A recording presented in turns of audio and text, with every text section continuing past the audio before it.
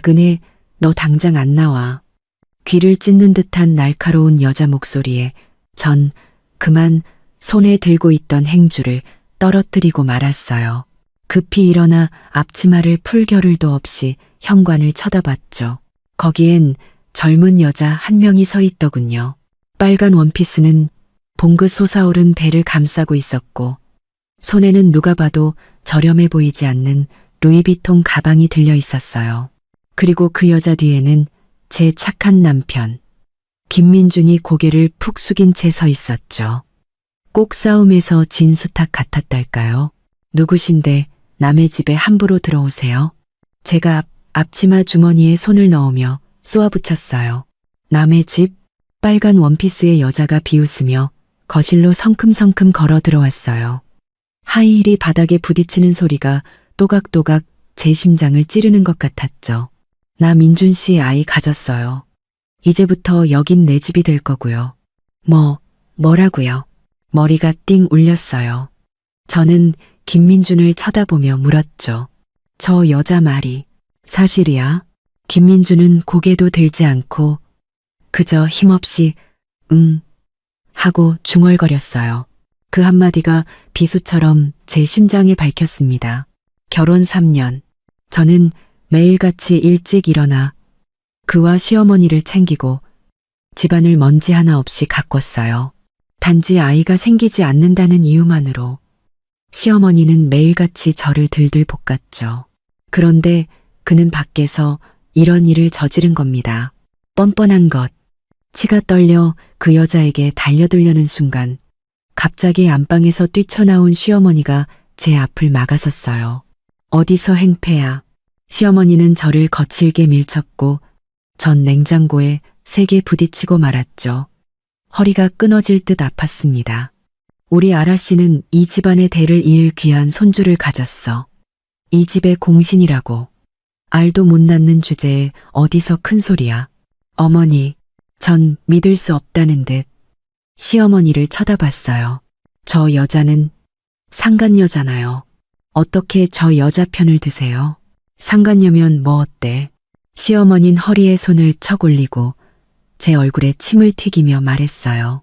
아들을 낳아준다는데 그것만으로도 100점 만점이지. 3년 동안 배에선 아무 소식도 없는 너랑은 달라. 우리 김씨 집안대를 끊을 셈이야. 빨간 원피스의 여자. 그러니까 유아라는 의기 양양하게 소파에 기대 앉아 배를 쓰다듬었어요. 어머님 말씀이 맞아요. 민준 씨, 이 여자랑 빨리 이혼해줘.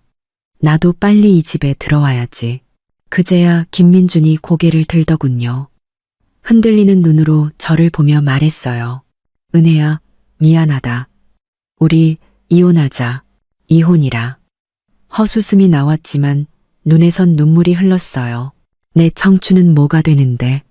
이 집 우리가 결혼하고 같이 산 거고 모아둔 돈도 절반은 내 몫이야. 나가라면 나갈게. 대신 재산은 나눠줘. 재산? 시어머니는 세상에서 제일 웃긴 얘기를 들었다는 듯이 소리쳤어요. 집은 내 아들이 번 돈으로 계약한 거고 돈도 다 내 아들이 벌었지. 너 같은 가정주부가 돈 한 푼 번 거 있어? 빈손으로 나가도 고마운 줄 알아. 제가 돈을 안 벌었다고요? 전 제 손을 들어 보였어요. 집안일로 거칠어진 굳은 살 박인 손을요. 이 집안일 어느 것 하나 제 손이 안 닿은 곳이 있나요? 어머님 아파서 입원했을 때 누가 밤새 옆에서 간병했죠. 민준 씨 야근하고 늦게 올 때마다 누가 밥 차려놓고 기다렸냐고요. 그런데 이제 와서 저한테 이럴 수 있어요? 시끄럽고 시어머니는 서랍에서 미리 준비해둔 이혼 합의서를 꺼내 제 앞에 던졌어요. 여기에 도장 찍어. 안 그러면 아라씨 당장 이 집에 들일 거야. 그때도 버틸 수 있나 보자. 합의서에는 제가 모든 재산을 포기하고 위자료 없이 이혼에 동의한다는 내용이 선명하게 적혀 있었어요. 전 김민준을 쳐다봤습니다. 그가 한마디라도 제 편을 들어주길 바랐죠. 하지만 그는 고개를 숙인 채 그 말만 반복할 뿐이었어요. 은혜야, 그냥 도장 찍어줘. 그게 우리 모두를 위해 좋은 거야. 마음이 차갑게 식었습니다. 저는 펜을 집어들어 제 이름을 세게 눌렀었어요. 잉크가 종이를 뚫을 것만 같았죠. 펜을 바닥에 던지고 침실로 달려가 가방에 닥치는 대로 옷가지를 쑤셔 넣었어요. 집을 나설 때 유아라는 제가 늘 앉던 소파에 앉아 제 컵으로 물을 마시고 있었고, 시어머니는 그 옆에서 연신 부채질을 해주고 있었죠. 김민주는 그저 바보처럼 서서 웃고만 있었고요. 그 모습이 칼날처럼 제 눈을 베는 듯 했습니다. 초가을 바람은 서늘했고 온몸에 소름이 돋았어요. 아파트 단지 입구에 서서 저는 손에 쥔 현금 10만 원을 내려다봤습니다. 어제 장보고 남은 돈이었죠. 날이 어두워지자 가장 저렴한 여관을 찾아오만 원을 내고 하룻밤을 묵었어요. 방에서는 퀴퀴한 곰팡이 냄새가 났습니다. 그 후 며칠 동안 저는 일자리를 찾아 헤맸어요.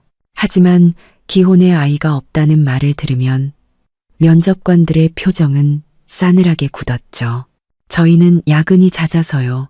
곧 임신 계획이 있으시면 곤란합니다.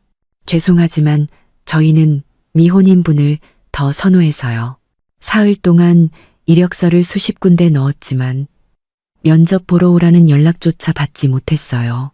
공원 벤치에 앉아 퍽퍽한 빵을 씹으며 사람들을 보니 서러운 눈물이 뚝뚝 떨어졌습니다. 내 인생은 이대로 끝인 걸까? 절망에 빠져 있을 때 갑자기 휴대폰이 울렸어요. 모르는 번호였죠. 망설이다 전화를 받으니 상냥한 여자 목소리가 들려왔어요. 박은혜 씨 맞으신가요? 저희는 세진그룹 인사팀입니다. 이력서 잘 보았고요. 내일 저희 회사 행정지원팀 면접에 오실 수 있는지 여쭤보려고 전화드렸습니다. 세진그룹이라고요?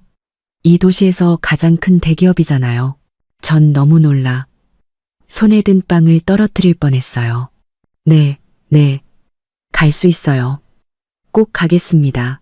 전화를 끊고 저는 흥분으로 떨리는 손으로 휴대폰을 꽉 쥐었어요.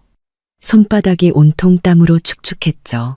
비록 작은 직책이지만 제 잿빛 인생에 한 줄기 빛이 내리는 것 같았어요. 어쩌면 이제 모든 게 조금씩 나아질지도 모른다는 희망이 생겼습니다. 저는 눈물을 닦고 해를 보며 희미하게 웃어 보였어요. 내일 정말 잘해야 해. 면접을 위해 저는 가방을 다 뒤져서 그나마 보풀이 덜 일어난 하얀 셔츠를 찾아냈어요. 여관의 뿌연 거울 앞에서 머리를 3번이나 빗었죠. 동이 트기도 전에 버스 정류장에 나가 첫 차를 기다렸어요. 차가운 가을바람이 발목을 스쳤지만 제 마음은 뜨거운 불길로 타오르는 것 같았습니다. 박은혜 씨, 이쪽으로 오세요. 인사팀 직원을 따라 엘리베이터로 향하는데 대리석 바닥에 부딪히는 구두 소리가 마치 제 심장 소리를 세는 것처럼 또렷하게 들렸어요. 면접실에는 3명의 면접관이 앉아 있었죠. 가운데 앉은 안경 쓴 남자가 제 이력서를 보며 미간을 찌푸렸어요. 기혼이시고 아직 자녀가 없으시네요. 저희 업무 강도가 꽤 센데 잘 해내실 수 있겠습니까? 네, 자신 있습니다. 저는 허리를 꼿꼿이 폈어요. 결혼 전 마트에서 팀장으로 일했습니다. 3명이 할 일을 혼자서도 해냈고 야근이나 밤샘 근무도 문제없습니다. 옆에 있던 여자 면접관이 웃으며 말했어요. 여긴 체력이 필요한 일보다는 꼼꼼함이 더 중요해요. 행정지원팀은 30명이 넘는 직원들의 근태 관리와 부서 비품 구매까지 담당해야 하는데 가능하시겠어요? 네, 가능합니다. 저는 망설임 없이 대답했죠. 결혼 후 3년 동안 세 식구의 모든 살림을 도맡아 했습니다. 매일 지출을 10원 단위까지 정확하게 기록했고 가계부는 단 한 번도 틀린 적이 없습니다. 제 대답에 면접관들이 웃음을 터뜨렸고 분위기는 한결 부드러워졌어요. 이후 몇 가지 실무 질문에도 저는 막힘없이 대답했죠. 이 면접을 위해 밤을 새워가며 행정 지원 업무에 대해 공부하고 노트 2페이지를 빽빽하게 채워 외웠거든요. 이제 합격할 수 있겠다고 생각한 순간 갑자기 면접실 문이 열렸습니다. 검은 정장을 입은 한 남자가 들어왔는데 훤칠한 키에 깊은 눈매, 온 방 안의 공기를 얼어붙게 만드는 강렬한 기운을 가진 사람이었어요. 박 대표님, 면접관들이 일제히 일어나 깍듯하게 인사했습니다. 세진그룹의 총수 박서준. 경제 뉴스에서 본 적 있는 얼굴이었어요. 화면보다 훨씬 더 압도적인 존재감이 느껴졌죠. 박서준은 면접관들은 쳐다보지도 않고 곧장 제게로 시선을 고정했어요. 마치 스캐너처럼 제 머리부터 발끝까지 훑어봤죠. 저는 그의 시선에 온몸이 굳는 것 같아 저도 모르게 몸을 움츠렸습니다. 고개 들어보세요. 그가 나지막이 말했어요. 거부할 수 없는 명령조의 목소리였죠. 저는 마지못해 고개를 들었어요. 그의 시선이 문득 제 귓가에 멈추더니 동공이 세차게 흔들렸습니다. 마치 귀신이라도 본 사람처럼요. 당신, 그는 두어 걸음 다가와 떨리는 손가락으로 제 귀 뒤를 가리켰어요. 그 모반, 태어날 때부터 있었던 겁니까? 저는 잠시 멍해졌다가 저도 모르게 귀 뒤를 만졌어요. 그곳엔 초승달 모양의 붉은 점이 있었죠. 어릴 적부터 있던 마치 연지를 찍어 놓은 것 같은 점이라고 돌아가신 양어머니께서 말씀해 주셨어요. 네, 태어날 때부터 있었다고 들었어요. 제가 어눌하게 대답하자 박서준은 갑자기 돌아서서 면접관들에게 말했어요. 오늘 면접은 여기까지 하죠. 박은혜 씨는 제 대기실에서 기다리라고 하세요. 면접관들은 어리둥절한 표정이었지만 이내 고개를 끄덕였습니다. 저는 비서의 안내를 받아 대기실로 갔어요. 푹신한 소파가 오히려 저를 더 불편하게 만들었죠. 도대체 무슨 일일까? 내 점이 혹시 무슨 문제라도 되는 걸까? 대기실 문이 열리는 소리에 저는 깜짝 놀라 자리에서 튀어오를 뻔했어요. 박서준이 앞서 걸어 들어왔고 그 뒤를 머리가 희끗희끗한 한 노부인이 따르고 있었어요. 고급스러운 정장을 차려입고 지팡이를 짚은 채였죠. 눈가는 붉게 물들어 있었습니다. 노부인은 저를 보자마자 손에 들고 있던 지팡이를 쿵소리와 함께 바닥에 떨어뜨렸어요. 그리고는 떨리는 입술로 한 걸음 제게 다가왔죠. 제 귀 뒤의 점을 뚫어져라 쳐다보던 그녀의 눈에서 갑자기 눈물이 후드득 떨어졌습니다. 닮았어. 너무나도 닮았구나. 그녀는 손을 뻗어 저를 만지려다 차마 그러지 못하고 허공에서 손을 떨기만 했어요. 박서준이 노부인을 부축하며 제가 들어본 적 없는 떨리는 목소리로 말했어요. 어머니, 제대로 보세요. 맞죠? 시안이 맞죠? 노부인은 갑자기 제 손을 덥석 잡았어요. 그녀의 손은 불덩이처럼 뜨거웠습니다. 아가, 너 혹시 3살 때 백화점에서 잃어버리지 않았니? 목에 안자가 새겨진 은목걸이를 하고 있었는데 제 머릿속이 윙하고 울리며 마치 천둥이라도 치는 것 같았어요. 그 이야기는 제 양어머니 외에는 아무도 모르는 비밀이었거든요. 3살 때 양어머니를 따라 백화점에 갔다가 길 잃은 고양이를 쫓아가면서 길을 잃었고 경찰에 의해 보육원으로 보내졌을 때 목에 걸려있던 은목걸이는 이미 사라진 후였어요. 양어머니는 그게 제 친어머니가 남긴 유일한 물건이라고 하셨죠. 어떻게 그걸? 제 목소리가 형편없이 떨렸습니다. 내가 네 엄마잖니. 노부인은 저를 와락 껴안고 오열했어요. 내가 내 친엄마 윤서진이야. 내가 그때 너를 잘 봤어야 했는데 이 못난 엄마 때문에 네가 그 고생을 했구나. 박서준은 옆에 서서 눈시울이 붉어진 채 한참 동안 목을대를 울리더니 겨우 한마디를 뱉어냈어요. 시안아, 내가 내 오빠 박서준이다. 23년 동안 너를 찾았어. 드디어 우리 막내를 찾았구나. 동생, 오빠, 친엄마. 이 단어들이 우박처럼 제 머리 위로 쏟아졌어요. 저는 바보처럼 멍하니 서 있었죠. 온몸에 피가 얼어붙는 것만 같았어요. 나는 버려진 아이가 아니었구나. 나에게도 친엄마가, 그리고 대기업 대표인 오빠가 있었구나. 아가야, 무서워하지 마라. 윤서진 씨가 저를 놓아주고는 손수건으로 제 눈물을 닦아주었어요. 사실 저는 울고 있지도 않았는데 그녀의 눈물이 제 얼굴을 다 적신 거였죠. 네가 사라지고 나서 내 아빠는 시름시름 앓다가 2년도 안 돼서 세상을 떠났단다. 나랑 내 오빠는 23년 동안 너를 찾아 헤맸어. 전국 방방곡곡 안 가본 곳이 없지. 박서준이 제게 물 한 잔을 건네며 말했어요. 그의 목소리도 아직 잠겨 있었죠. 방송국에 실종 광고도 내고 전국의 보유권은 다 뒤졌어. 심지어 용하다는 점쟁이까지 찾아갔었지. 오늘 내가 우연히 면접 현장을 둘러보다 내 모반을 보지 못했다면 그는 말을 잇지 못하고 제 손을 꽉 잡았어요. 제 뼈가 으스러질 것 같은 힘이었죠. 이제 아무도 널 함부로 대하지 못해. 이 집안의 수백억 재산. 원래 내 몫도 있었지만 이제 전부를 줘도 아깝지 않아. 수백억 재산. 저는 물 빠진 제 청바지를 내려다보고 눈앞에 명품 옷을 입은 모자를 번갈아 쳐다봤어요. 모든 게 꿈만 같았죠.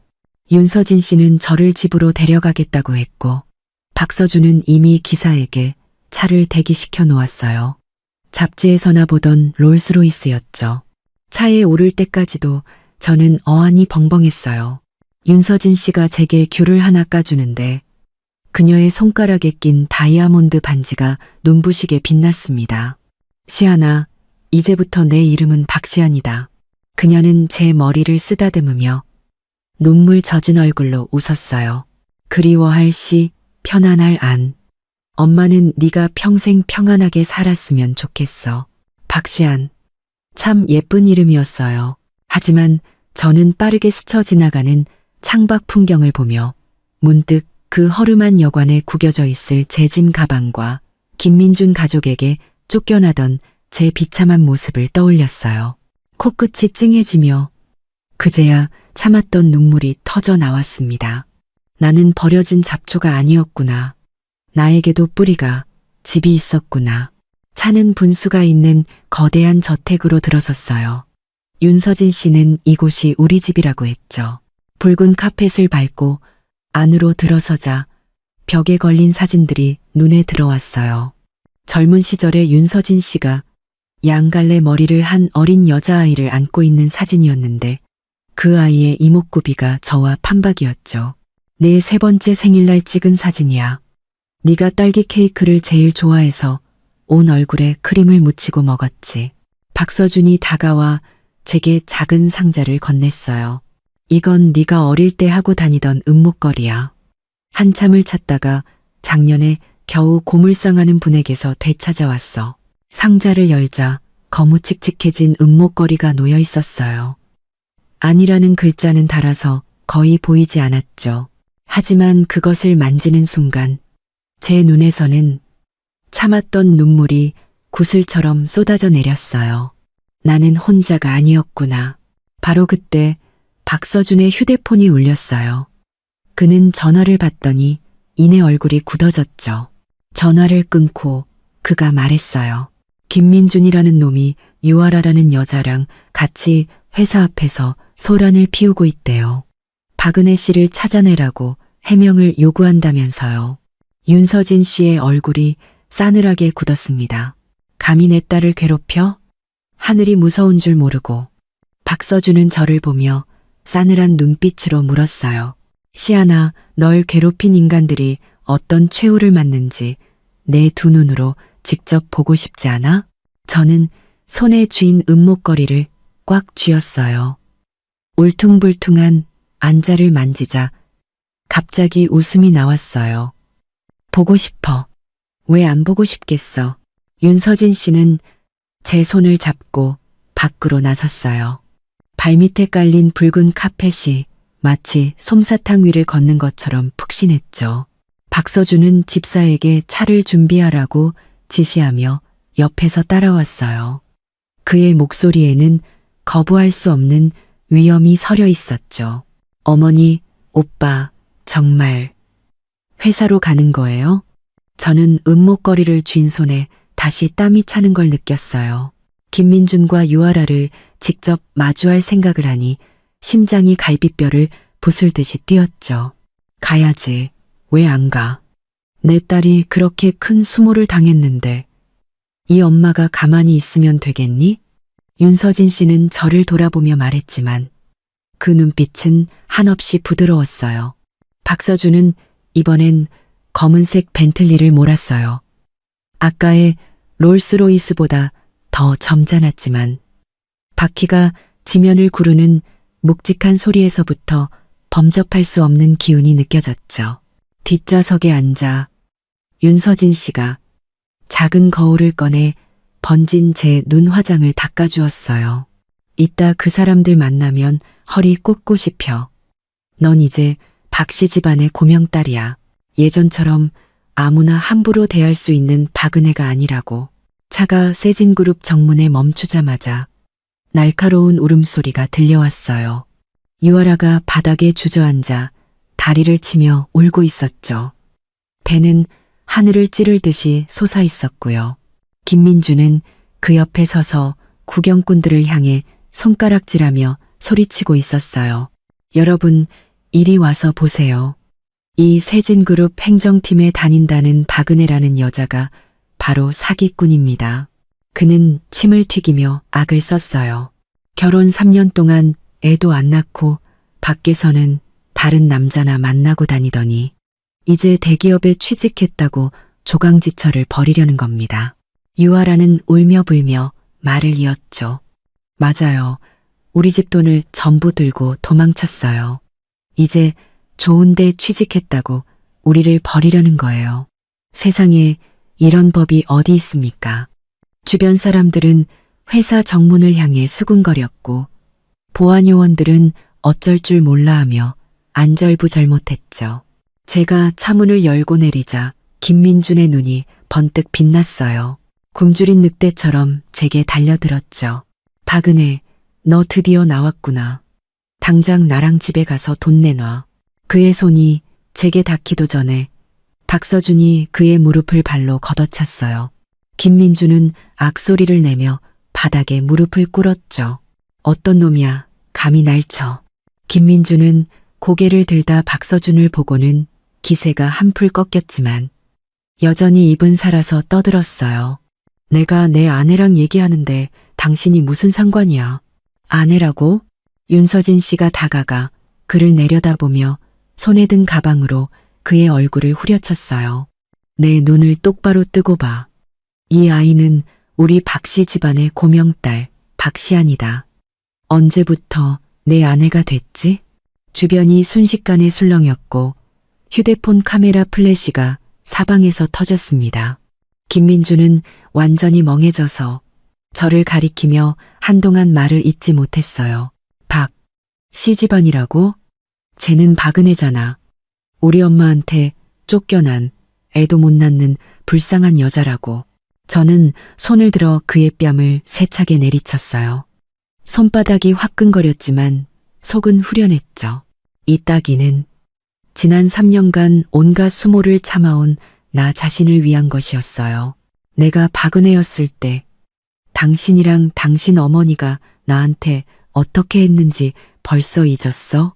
저는 그를 쏘아보며 주변 사람들이 다 들을 수 있을 만큼 또렷하게 말했어요.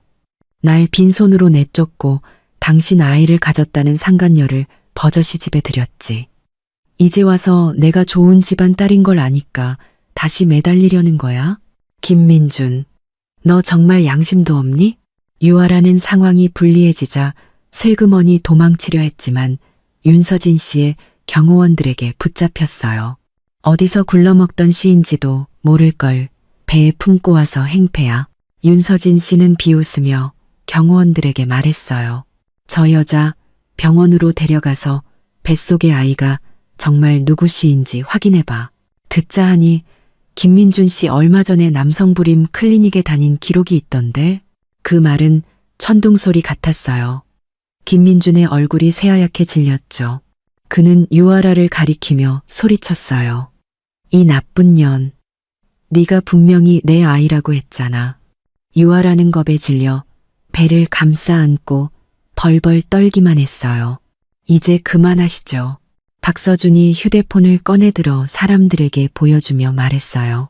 여기 이들이 박은혜 씨에게 강제로 쓰게 한 재산 포기 각서와 김민준 씨의 외도 증거가 모두 있습니다. 못 믿으시겠다면 지금 바로 인터넷에 전부 공개하죠. 사람들은 다시 한번 술렁였고 김민준과 유아라를 보는 눈빛은 경멸과 조롱으로 가득 찼어요. 세상에 저런 인간들이었어? 자기가 바람 펴놓고 적반하장이네. 박씨 집안 따님이라니 어쩐지 박 대표님이 직접 나서더라. 김민준은 완전히 겁에 질려 무릎으로 기어 제게 다가왔어요. 시아나, 아니 박시아님, 제가 잘못했어요. 정말 죽을 죄를 지었습니다. 제발, 제발 한 번만 용서해 주세요. 저는 그의 더러운 손을 피해 한 걸음 뒤로 물러섰어요. 늦었어. 그 각서는 이미 변호사님께 전달했고 법적으로 무효인 조항이 많다고 하더군. 곧 소송을 통해 내 몫을 전부 되찾을 거야. 단 1원도 빼놓지 않고. 박서준이 보안요원들에게 눈짓하자 김민준과 유아라는 죽은 개처럼 질질 끌려나갔어요. 구경꾼들이 흩어지고 윤서진 씨는 제 손을 잡고 회사 안으로 들어섰죠. 저런 쓰레기들 때문에 기분 망치지 마. 엄마랑 우리 회사나 구경하자. 세진그룹은 건물 전체를 사용하고 있었어요. 1층부터 10층까지는 백화점, 11층부터 20층까지는 사무실, 그리고 그 위는 그룹 본사였죠. 박서준은 저를 대표이사실로 데려갔어요. 통유리창 밖으로 도시의 절반이 내려다 보였죠. 이건 우리 집안 재산의 아주 작은 일부일 뿐이야. 박서준은 벽에 걸린 사업 현황판을 가리키며 말했어요. 동쪽에 있는 물류단지, 서쪽에 있는 리조트, 그리고 상장된 회사 3곳까지. 전부 부모님께서 맨손으로 일궈내신 거야. 저는 빽빽하게 표시된 지점들을 보며 머리가 어질어질했어요. 경제 잡지에서나 보던 것들이 어느 날 갑자기 우리 집 것이라니요. 윤서진 씨가 제게 커피를 건네며 제 옆에 앉아 어린 시절 이야기를 들려주었어요. 제가 3살 때 유난히 빨간 원피스를 좋아해서 아장아장 걷는 모습이 꼭 아기 펭귄 같았다고요. 또 채소를 너무 싫어해서 항상 밥 밑에 숨겨놓고 먹었다고요. 그리고 제가 사라진 그날, 원래는 제 생일 케이크를 사주러 가던 길이었다고요. 이야기를 하다 그녀는 또 울었고 저도 눈물을 흘렸어요. 나는 사랑받지 못한 아이가 아니었구나. 나도 이렇게 소중하게 여겨지던 시절이 있었구나. 박서준은 제게 사무실 하나를 마련해 주었어요. 바로 자기 옆방이었죠. 우선 업무부터 익히고 천천히 회사를 물려받으라면서요. 그리고 명문대를 졸업했다는 임비서라는 젊은 여직원을 붙여주며 차근차근 배우라고 했어요. 급할 거 없어. 천천히 해. 네 건강이 최우선이야. 저는 사무실의 새 컴퓨터와 박시안, 대표이사, 비서실장이라고 적힌 명패를 보았어요. 마음속에 따뜻한 난로가 켜진 것 같았죠. 점심시간 임 비서가 정갈한 도시락을 가져다 주었어요. 밥을 먹고 있는데 휴대폰이 울렸어요. 모르는 번호였죠. 전화를 받으니 전 시어머니의 목소리가 들려왔어요. 박은혜, 이 나쁜 년. 네가 내 아들한테 무슨 짓을 한 거야. 그녀는 전화기 너머에서 악을 썼어요. 내 아들 털끝 하나라도 건드리면 내가 너랑 끝까지 갈 줄 알아. 저는 젓가락을 내려놓고 비웃으며 말했어요. 어머님, 아드님이랑 그 유아라라는 여자 사이의 일부터 제대로 알아보시죠. 그리고 예전에 저한테 어떻게 하셨는지 전 똑똑히 다 기억하고 있으니까 우리 천천히 계산해봐요.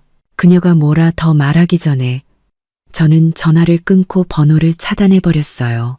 옆에서 이 모든 걸 지켜보던 임비서가 눈을 동그랗게 떴어요.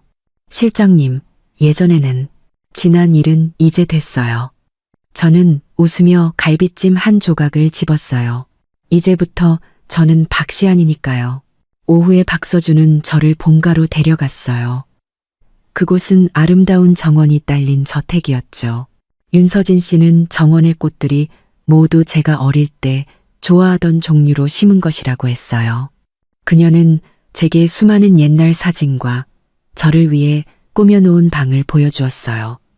분홍색으로 꾸며진 마치 공주님 방 같았죠.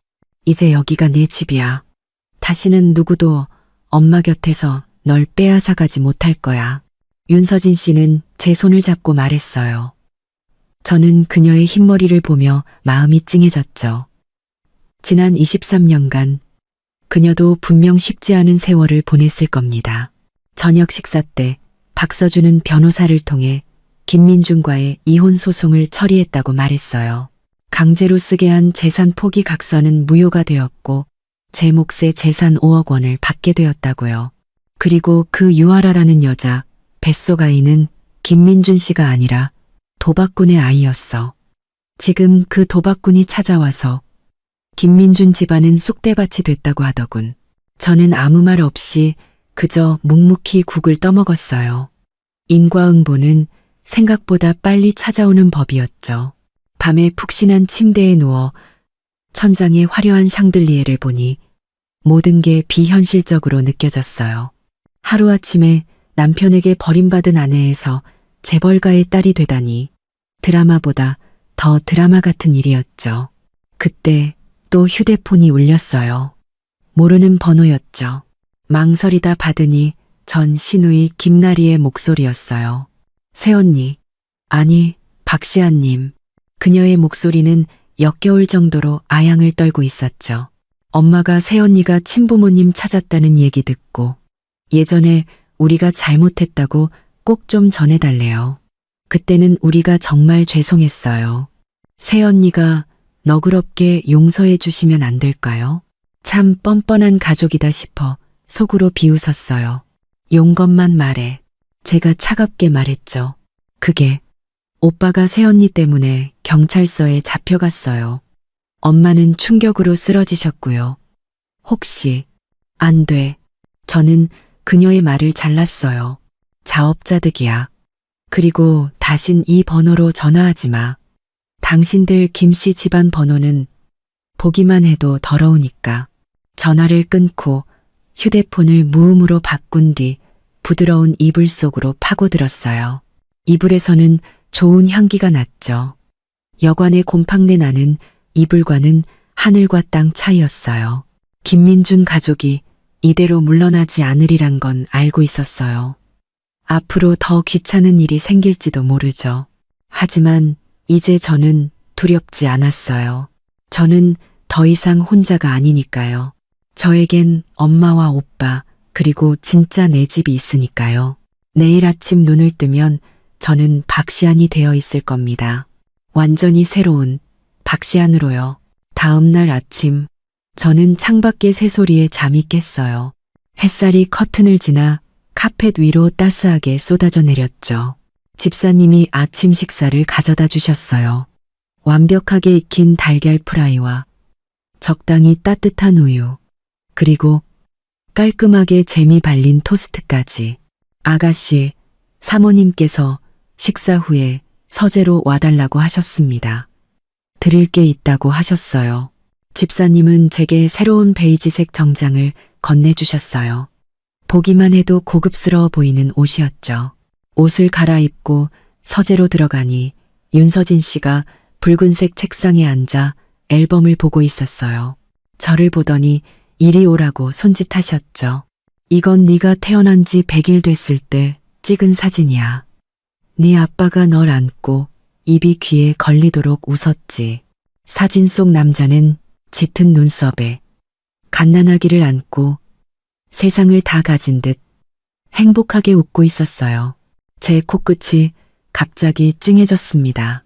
저에게도 이렇게 온전한 가족이 있었네요. 이건 내 아빠가 너 주려고 남긴 거야. 윤서진 씨가 서랍에서 옥으로 만든 놀이개를 꺼냈어요. 연꽃 모양으로 조각된 아름다운 놀이개였죠. 네가 크면 시집 갈 때 주라고 하더구나. 저는 옥 놀이개를 꽉 쥐었어요. 손끝으로 따뜻한 온기가 전해졌죠.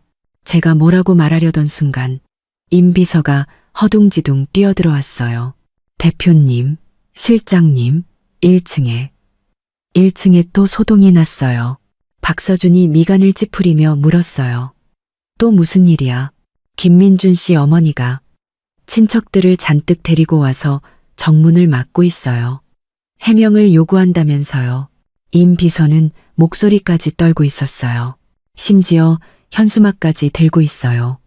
박 씨 집안 딸 은혜를 저버리고 전 남편 가족을 죽이려 한다라고 쓰여 있어요. 이 파렴치한 것들. 윤서진 씨는 화가 나서 앨범을 책상에 내던졌어요. 시아나, 넌 여기 있어.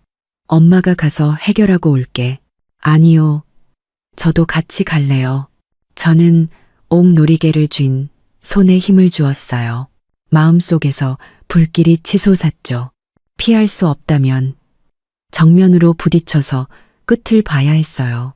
1층 로비는 어제보다 더 난장판이었어요.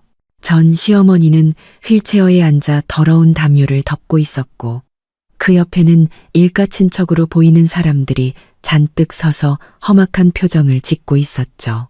박 씨 집안 딸 은혜를 저버리고 라고 쓰인 현수막은 보기만 해도 역겨웠습니다. 여러분, 이리 와서 보세요. 이게 바로 세진그룹 따님의 실체입니다. 전 시어머니는 휠체어 팔걸이를 치며 눈물 콧물을 쏟아냈어요. 옛날에 우리가 저 아이를 보육원에서 데려와 아들하고 결혼까지 시켜줬더니 이제 와서 부잣집 딸이 됐다고 우리를 버리고 내 아들까지 감옥에 쳐넣었어요. 하늘이 무섭지도 않나요? 그녀의 말은 너무나도 그럴듯해서 제가 정말 보육원 출신이라는 사실까지 알고 있었어요. 주변 사람들은 다시 저를 보며 수군거리기 시작했죠. 보육원에서 데려왔다고? 제가 그녀 앞으로 다가가 비웃으며 말했어요. 아주머니, 기억력이 나쁘신 건 이해하지만 없는 이야기까지 지어내시면 안 되죠. 저와 김민준 씨는 자유연애로 만났고 저희 양어머니는 예단비 한 푼 받지 않으셨어요. 오히려 3천만 원이나 되는 혼수를 해주셨죠. 결혼 3년 동안 제가 아주머니 발을 3년이나 닦아드리고 식사 수발을 3년이나 들었어요. 이 모든 걸 벌써 잊으셨나요? 한 아주머니가 튀어나와 저를 손가락질하며 소리쳤어요. 이 나쁜 년, 재벌집 딸 됐다고 아주 눈에 뵈는 게 없구나. 우리가 너한테 베푼 은혜를 생각해서라도 우리한테 보답해야지. 보답이라고요? 저는 휴대폰을 들어보였어요. 여기 김민준 씨의 외도 영상. 당신들이 저한테 재산 포기 각서를 강요하던 녹음 파일. 그리고 저를 폭행했던 상해 진단서까지 다 있어요. 이걸로 보답해드리면 될까요? 그 아주머니의 얼굴이 새하얗게 질리더니 뒤로 슬그머니 물러섰어요. 전 시어머니는 상황이 불리해지자 갑자기 가슴을 부여잡고 휠체어에서 쓰러지는 척했어요. 아이고, 내 심장이야. 아파 죽겠네. 빨리 구급차 좀 불러줘. 그만 연기하시죠. 박서준이 다가와 건강검진 결과지를 내밀었어요. 어제 병원에서 검사하신 결과 아주머니 건강은 젊은 사람보다 더 좋다고 나왔습니다. 특히 심장은 누구보다 튼튼하게 뛰고 있고요. 주변에서 폭소가 터져 나왔고 전 시어머니를 보는 눈빛이 경멸로 바뀌었죠. 너희들. 전 시어머니는 화가 나서 휠체어에서 벌떡 일어났어요. 박시안, 돌려 말하지 않겠어. 우리한테 10억을 줘. 그럼 이 일은 없던 걸로 해줄게. 안 그러면 매일 여기 와서 들어놓을 거야. 역시 돈 때문이었군요. 저는 속으로 비웃었어요. 10억이라고요? 제가 눈썹을 치켜올리며 말했어요. 좋아요. 전 시어머니와 친척들의 눈이 탐욕으로 번들거렸어요. 하지만 제가 말을 이었어요. 조건이 있어요. 무슨 조건인데? 여기 모든 사람들 앞에서 당신들이 거짓말을 했고 김민준 씨가 외도했으며 저를 빈손으로 내쫓으려 했다는 사실을 인정하고 사과하세요. 그리고 저 현수막을 불태우고 다시는 찾아오지 않겠다고 약속하면 10억을 드릴게요. 전 시어머니의 얼굴이 불그락 푸르락 변했어요. 하지만 옆에 있던 친척들이 부추겼죠. 사과하면 되잖아. 10억인데 그녀는 이를 악물고 사람들 앞에서 고개를 숙였어요. 잘못했습니다. 저희가 거짓말했어요. 아들이 바람폈고 박시안 씨를 내쫓으려 했습니다. 목소리가 모기 소리만큼 작았죠. 안 들리는데요. 박서준이 경호원에게 눈짓하자 경호원이 확성기를 건네주었어요. 전 시어머니는 확성기를 받아들고 악을 쓰듯 소리쳤어요. 제가 잘못했습니다. 우리 집안이 박시안 씨에게 죄를 지었습니다. 거짓말하고 돈을 뜯어내려 해서 죄송합니다. 그녀는 확성기를 던지고는 손을 내밀었어요. 자, 이제 돈 내놔. 돈은 없는데요. 제가 어깨를 으쓱하며 말했어요. 고려해 보겠다고 했지. 드린다고는 안 했는데요. 뭐야, 우리를 갖고 놀아. 전 시어머니가 미친 듯이 제게 달려들었지만 경호원들에게 막혔어요. 갖고 놀면 어때서요? 당신들이 자초한 일이잖아요. 다음에 또 찾아오면 그때는 이렇게 쉽게 끝나지 않을 겁니다. 박서준이 보안요원들에게 눈짓하자 그들은 소방호스를 가져와 친척들을 향해 물을 뿌리기 시작했어요. 그들은 순식간에 물에 빠진 생쥐꼴이 되어 비명을 지르며 흩어졌죠. 전 시어머니는 경호원들에게 들려 밖으로 쫓겨났어요. 사무실로 돌아오자 임비서가 제게 따뜻한 차를 건네며 말했어요. 실장님, 아까 정말 멋있으셨어요.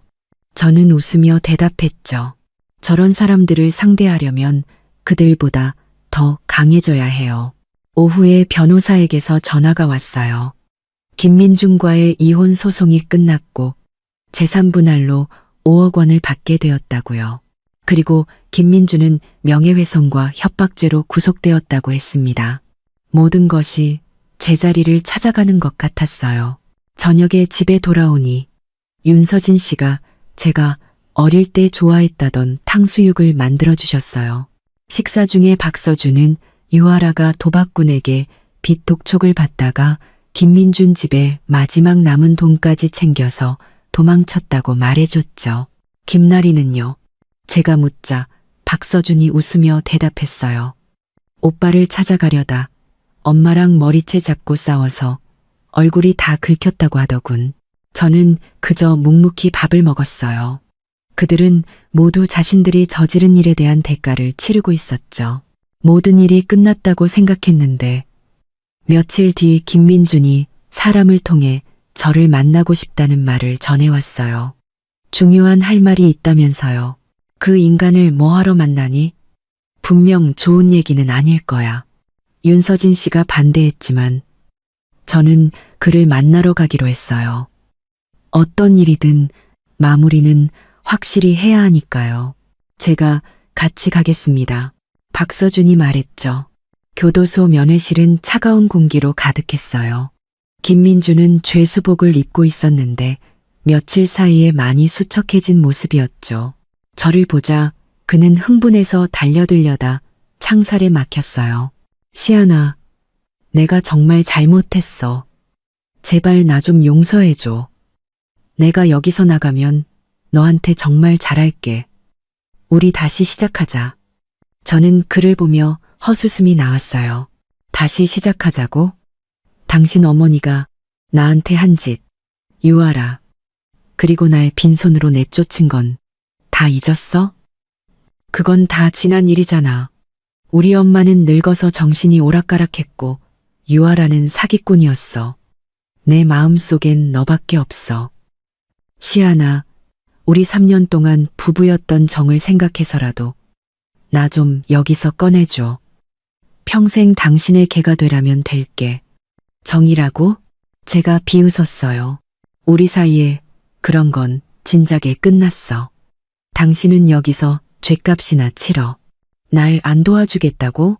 김민준의 표정이 순식간에 흉악하게 변했어요. 박시안, 네가 재벌집 딸 됐다고 우쭐대지 마. 네가 우리 집에서 3년 동안 무슨 짓을 하고 다녔는지 내가 다 알고 있으니까. 날 안 도와주면 내가 다 폭로해서 네가 그 집에서도 쫓겨나게 만들어주겠어. 그래? 내가 무슨 짓을 했는데? 한번 말해봐. 그는 제 시선에 움찔했지만 여전히 허세를 부렸어요. 네, 네가 예전에 내가 샤워하는 거 훔쳐봤잖아. 그만해. 박서준이 책상을 치며 일어섰어요. 그런 거짓말까지 지어내다니. 교도소 생활이 아직 덜 힘든가 보군. 저는 김민준을 보며 그가 한없이 가엾게 느껴졌어요. 김민준, 넌 아직도 네가 뭘 잘못했는지 모르는구나. 넌 날 사랑하는 게 아니야. 우리 집 돈을 사랑하는 거지. 하지만 유감스럽게도 내게는 평생 기회가 없을 거야. 저는 그 말을 끝으로 미련 없이 면회실을 나섰습니다. 교도소 문을 나서자 눈부신 햇살이 쏟아졌어요. 박서준이 제게 물병을 건네며 말했죠. 마음 쓰지 마. 저런 인간은 그럴 가치도 없어. 저는 물을 마시며 생각했어요. 맞아요. 가치 없는 일에 더 이상 마음을 쓸 필요는 없었죠. 저의 새로운 인생은 이제 막 시작되었으니까요. 교도소에서 돌아온 다음 날, 저는 임비서와 함께 회사 구매 절차를 익히고 있었어요. 그때 안내 데스크에서 울먹이는 목소리로 전화가 왔죠. 실장님, 빨리 1층 로비로 와보세요. 김나리 씨랑 그 어머니가 여기서 드러누워 난동을 부리고 있어요. 저는 펜을 쥔 손을 멈췄어요. 잉크가 서류 위로 번졌죠. 이 사람들은 정말 끈질기군요. 알겠어요. 지금 내려갈게요. 전화를 끊자 임비서가 안절부절 못하며 말했어요. 실장님, 그냥 대표님께 처리하라고 하시는 게 저 모녀 꼭 미친 개 같아요. 괜찮아요. 저는 펜을 내려놓고 거울을 봤어요. 거울 속 제 눈은 차갑게 빛나고 있었죠. 예전에는 저들 뒤에 아무도 없어서 두려웠지만 이제는 달랐어요. 1층 로비는 이미 아수라장이 되어 있었죠. 전 시어머니는 바닥에 드러누워 울부짖고 있었고 김나리는 그 옆에서 휴대폰으로 영상을 찍으며 소리치고 있었어요. 여러분, 보세요. 세진그룹이 힘없는 저희 모녀를 이렇게 핍박합니다. 제가 다가가자 김나리는 도끼 어린 눈으로 제게 휴대폰을 들이댔어요. 박시안, 드디어 나왔구나. 오늘 우리한테 해명을 안 하면 여기서 죽어버릴 거야. 해명이라고요?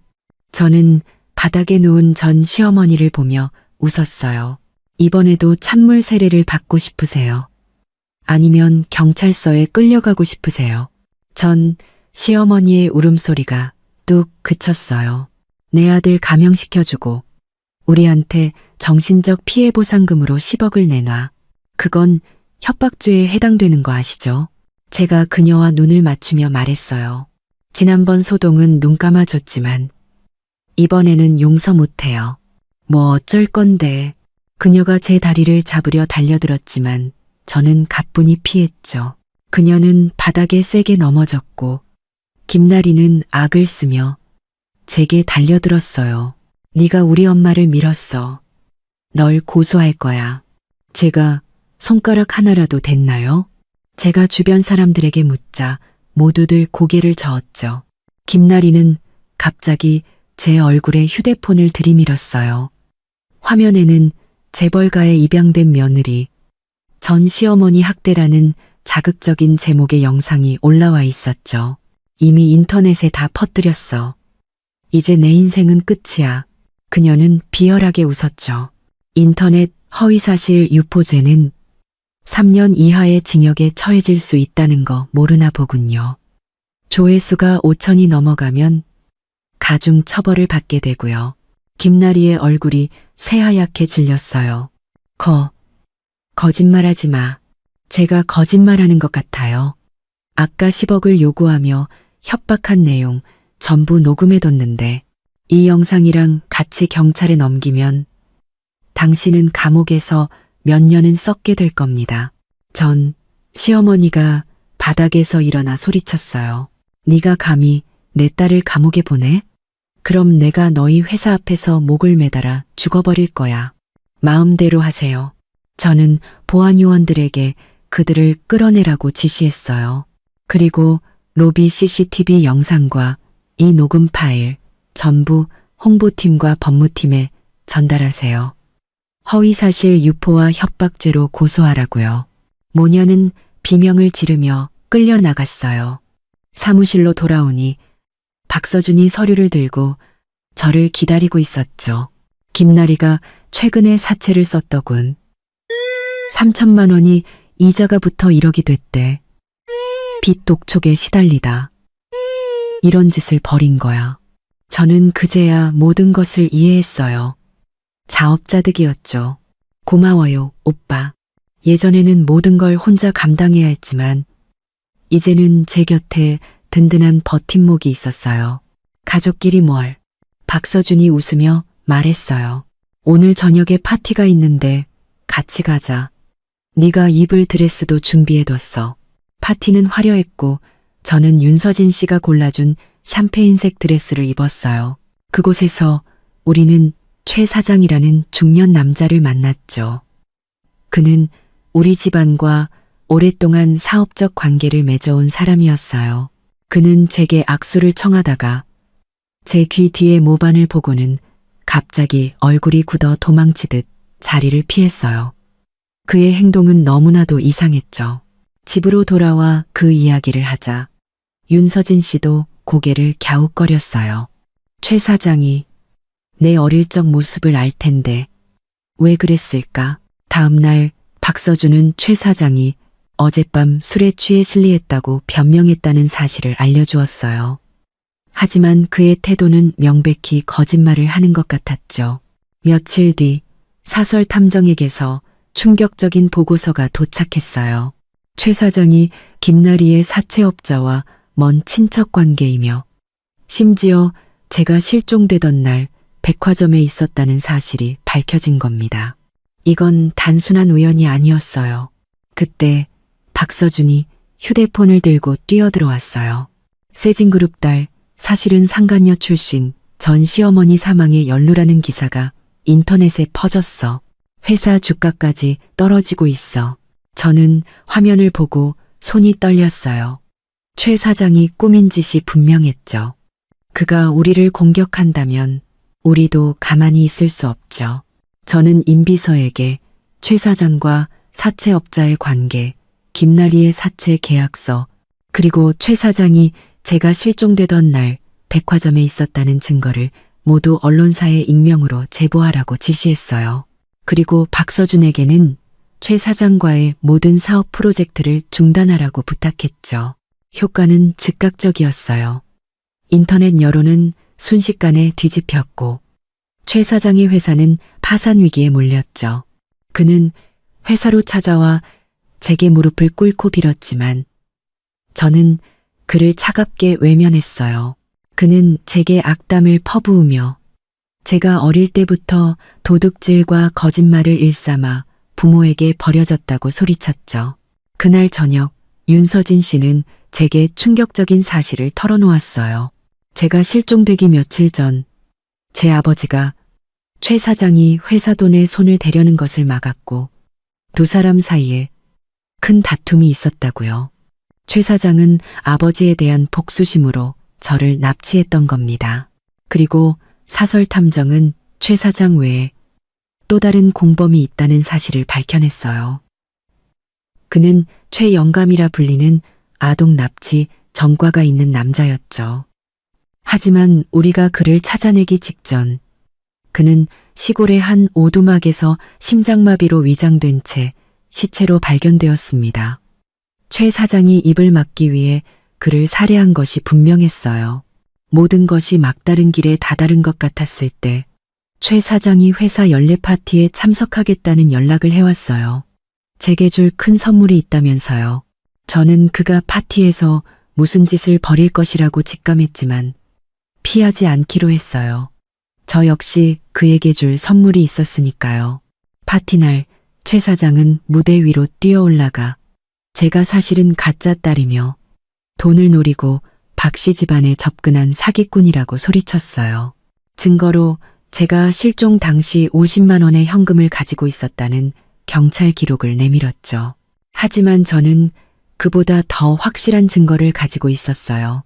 바로 최 사장이 최 영감에게 저를 처리하라고 지시하는 통화 녹음 파일이었죠. 녹음 파일이 공개되자 장내는 아수라장이 되었고 최 사장은 그 자리에서 경찰에 체포되었습니다. 제가 가지고 있던 50만 원은 혹시 모를 위험에 대비해 아버지가 제게 쥐어주신 돈이었어요. 모든 진실이 밝혀진 후 저는 세진그룹의 부사장으로 취임하여 자선사업부를 이끌게 되었습니다. 어느 날 시골의 청성마을 희망초등학교를 방문하게 되었는데 그곳에서 저는 놀라운 사실을 알게 되었어요. 제가 보육원에서 나온 뒤 저를 입양했던 양부모님이 바로 그 마을에 사셨다는 것을요. 그리고 저를 그분들께 소개해준 사람이 바로 제 작은아버지 박건우였다는 사실까지도요. 박건우는 과거 회사 돈을 횡령하다 아버지에게 쫓겨난 인물이었어요. 그는 아버지에 대한 복수심으로 최 사장과 공모하여 저를 납치했고 자신의 죄를 숨기기 위해 저를 먼 시골에 양부모님께 보냈던 겁니다. 이 모든 사실을 알게 된 저는 박건우의 회사 창립 기념 파티에 참석했어요. 그는 제게 박 씨 집안의 지분을 넘기라며 저를 협박했고 심지어 칼을 꺼내 저를 위협했죠. 하지만 모든 것은 제 계획대로였어요. 현장에 잠복해 있던 경찰들이 그를 체포했고 그는 법의 심판을 받게 되었죠. 법정에서 박건우는 무기징역을, 최 사장은 20년형을 선고받았어요. 모든 폭풍이 지나간 후 저는 자선사업에 더욱 매진했어요. 수많은 아이들에게 새로운 희망을 선물했죠. 어느 날 교도소에 있는 박건우에게서 편지가 왔어요. 그는 낡은 지하창고 열쇠를 보내며 그곳에 자신의 죄를 씻을 수 있는 물건이 있다고 했죠. 지하창고에는 할아버지의 낡은 일기장이 있었어요. 거기에는 아들인 박건우를 끝까지 믿고 사랑했던 아버지의 절절한 마음이 담겨 있었죠. 저는 그 일기장을 태우며 과거의 모든 원망을 함께 날려보냈어요. 어느 가을날 저는 청성마을 희망초등학교를 다시 찾았어요. 아이들은 운동장에서 해맑게 웃고 있었죠. 윤서진 씨가 다가와 제 어깨에 외투를 덮어주며 좋은 사람이 있으니 한번 만나보라고 말했어요. 저는 멀리 지는 노을을 보며 생각했어요. 인생이란 좋은 일과 나쁜 일이 뒤섞여 완성되는 것임을요. 가장 중요한 것은 어떤 시련이 닥쳐도 다시 일어설 용기를 잃지 않는 것이라는 사실을요. 창밖의 달빛이 제 책상 위에 놓인 낡은 은목걸이를 비추고 있었어요. 아니라는 글자는 달아 희미해졌지만 여전히 따뜻한 빛을 내고 있었죠. 마치 저의 미래처럼요.